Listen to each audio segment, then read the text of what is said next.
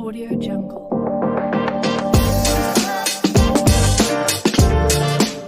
Welcome to English Tales, the podcast where we bring you practical tips, real-life stories, and expert advice on learning and mastering the English language. I'm Liam. And I'm Emma. Whether you're just starting out or looking to refine your skills, we've got you covered. Today's episode is for our housewives. We know that managing a household is a full-time job, and finding time to learn English can be challenging. But don't worry. We're here to show you that speaking English is not just possible, but can also be a fun and fulfilling experience, even with a busy schedule. Stick around because we've got some great tips and stories that might just inspire you to start today. Let's start by discussing why learning English is so important for housewives. Emma, what do you think? Well, Liam, knowing English opens up a world of opportunities, even for those who are primarily at home. It allows housewives to help their kids with homework, communicate with teachers, shop online more effectively, and even enjoy more entertainment options like movies and books. That's right. Plus, speaking English can boost confidence, making everyday tasks less stressful, whether it's reading labels at the store or chatting with neighbors. And let's not forget, it's a great way to stay mentally active and engaged, which is so important for overall well-being. Exactly. So, whether you want to support your family better, connect with others, or just learn something new, English is a valuable tool. Now, let's dive into some practical tips.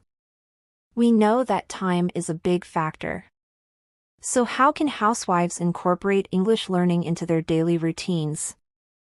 One of the easiest ways is to start small. For example, labeling household items in English.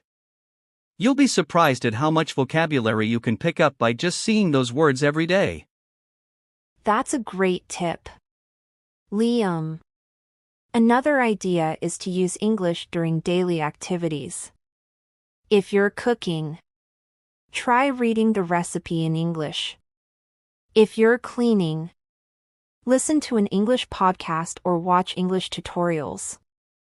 It's about immersing yourself in the language without feeling like you're doing extra work. Yes. And don't underestimate the power of social media. Joining English-speaking groups or following English learning accounts can provide daily practice and motivation. And speaking of practice, it's important to actually speak English, even if it's just to yourself. Narrate your day. Describe what you're doing. Or talk to your pets in English. The more you speak, the more natural it will feel. We've shared some tips, but let's take a moment to hear about real-life stories. Emma, do you have any stories of housewives who've successfully learned English? Yes, I do. There's a story of a woman named Maria from Brazil. She started learning English to help her kids with school.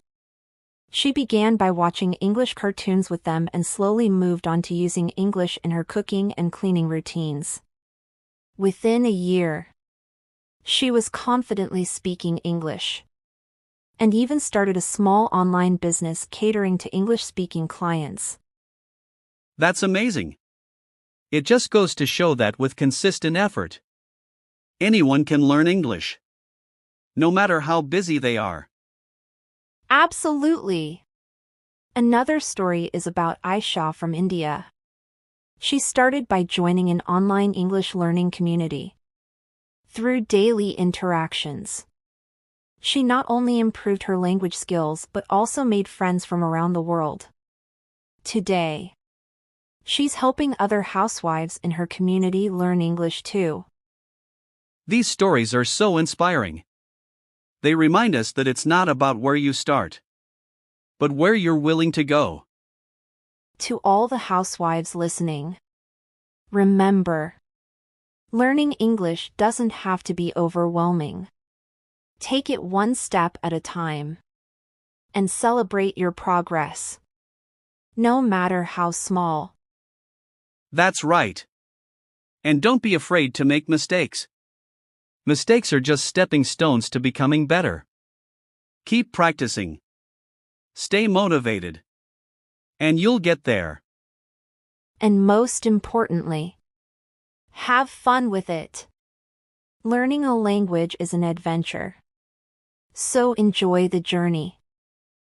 Well, that's all for today's episode of English Tales. We hope you found this discussion helpful and inspiring. If you did, don't forget to subscribe, leave a comment, and share this episode with anyone who might benefit. We'd love to hear about your English learning journey too. Until next time, keep speaking, keep learning, and keep growing with English Tales. Bye for now. Bye, everyone!